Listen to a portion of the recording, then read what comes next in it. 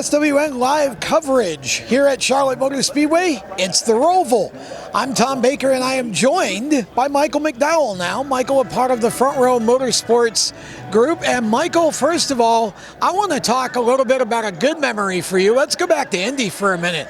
That was absolutely spectacular. How does one put together a dominant race like that?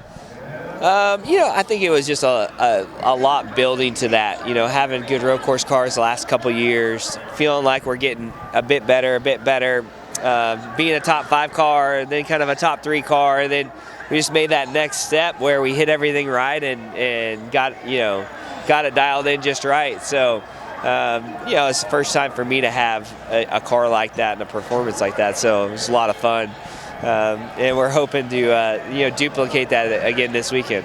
I was going to ask you about that because here at the Roval, Zane Smith told me earlier it's kind of, sort of, a little like Indy, but really it's kind of its own thing. So how does one take experience and apply it to a track that we all only run once a year? Yeah, this is definitely a unique road course. Drives and feels different, setups different than what you would run at some of the other places. So, luckily we got practice, so hopefully we can dial a few things in. And this is probably out of all of them the biggest question mark for us, just because we felt like we had a really good baseline at all the other road courses.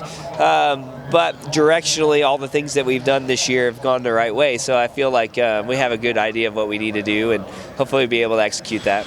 Overall, it seems like the team as a whole, the performance has just gone way up this year. Talk a little bit about the genesis of that. What are the keys to that for you? Yeah, I think it's been a progress. It didn't just start this year, but 2021 we were building good momentum. Race team, just shop, processes, procedures. Then the next gen car comes out, and that helped level the playing field for us and built some good momentum, at the end of last year, a lot of top 10 finishes, and then just took that momentum into, 2023. So I don't think there's been a switch that we've been able to just turn on and take off, even though sometimes it feels like that, but it's just been making steady gains and steady progression over the last few years. Back for 2024, so continuing the progression. You've already won at Daytona, you've already won at Indy, so you've got just a couple of majors left. Yeah, for sure. I mean, this is definitely the most competitive we've been week in, week out, and we want to keep that going, right? And so, this it's been a good season. We still got a lot of fight left this year, but getting ready for next year and hopeful that we can, keep making those few upgrades and changes and processes to get that next level.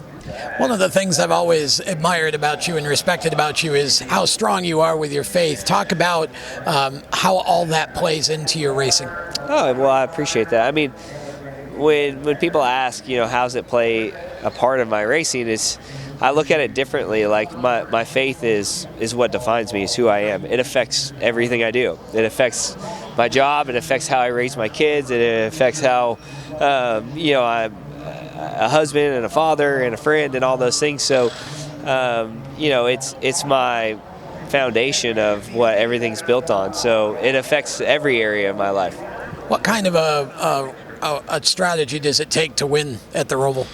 Not getting crashed. I know it sounds silly, but it's such an easy place to get into a mess, and especially on the restarts. There's not a lot of runoff here, and there's not a lot of forgiveness, but you got to push pretty hard, and it's definitely one of the more challenging road courses that we do because of that. You can get yourself in a bad spot really easily here, so you got to avoid some of the drama here, and it's a different race than Indianapolis, where you're just 10/10ths all the time. This race is more of a precision and not making any mistakes and knowing how hard to push and when to push. So it's more of a methodical race for sure. What's part of the track are you really keying on with the setup of the car? Yeah, I mean, you want to focus on the areas that lead to straightaways, because those are normally your passing opportunities. So turn 8, coming onto the banking, in turn 2, oval, is really important, because that's going to set up your passing getting into the chicane. And so, breaking into the chicane's a big part of being able to defend and being able to pass. Next year's schedule, Atlanta opens the playoffs, followed by Watkins Glen. Are you excited? Yeah, I mean, when I looked at the schedule, I thought it was pretty nice for us. You know, obviously we got to make it first, but having a road course in those first 2 rounds and having a super speedway style race in those first 2 rounds really helps us to be able to have, you know, some good runs in those first couple of rounds. But you got to get there first. That's for sure. Well, just go win another Daytona 500 and you're in. That's the best way to do it. You just get it out of the way on the first one. Michael McDowell looking for win number 2 this weekend at Charlotte on the road course.